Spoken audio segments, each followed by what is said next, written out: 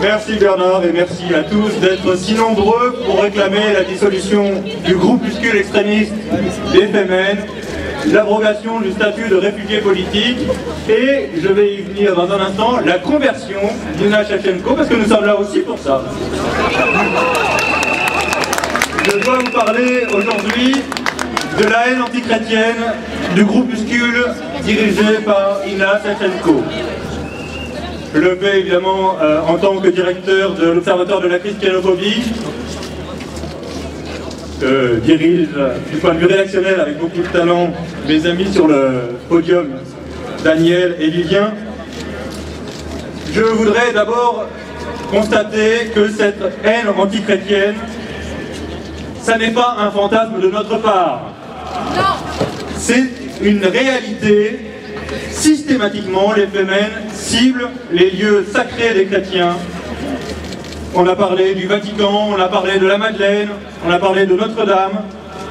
Nos lieux de culte, nos dogmes les plus sacrés, l'incarnation en particulier, sont en permanence violés, profanés par ce groupuscule. Haine antichrétienne assortie d'un deux poids deux mesures scandaleux des autorités qui gouvernent actuellement de fait ce pays. Je dis gouvernent de fait parce que je persiste à considérer qu'ils sont parfaitement illégitimes à gouverner ce pays.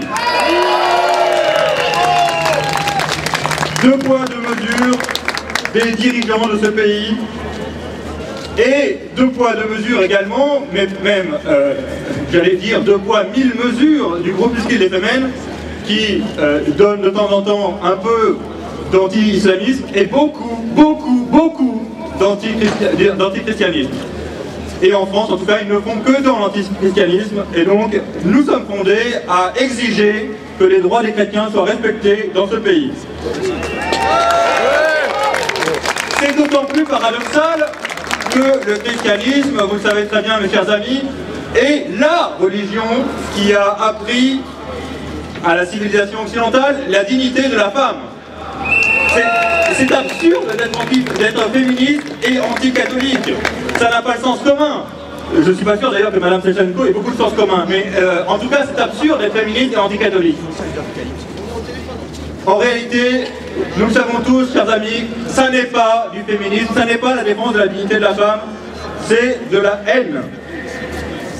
Une action terroriste au service d'oligarques dont on connaît les noms, dont la presse refuse de donner les noms, mais une action terroriste au service d'oligarques qui sont gênés par l'action de l'Église catholique, de la religion chrétienne en général, qui résiste à l'emprise, l'oppression des consciences en Europe et dans le monde. Nous ne considérons pas comme normal de commercialiser le corps des femmes, d'assassiner les enfants et de tuer les vieillards. Et donc, évidemment, les oligarques nous détestent. Oui, chers amis, il s'agit bien de haine antichrétienne. Mais à la haine antichrétienne, on répond en chrétien, sans donner nous-mêmes dans la haine. Il ne s'agit pas, évidemment, d'être complaisant à l'égard des crimes des Femen, ça va de soi. Nous sommes là pour protester contre les crimes des Femen. Les terres, ça n'est pas de la miséricorde, ça n'est pas de la charité, c'est de la lâcheté, c'est de la complicité. Mais nous ne répondons pas à la haine pour la haine.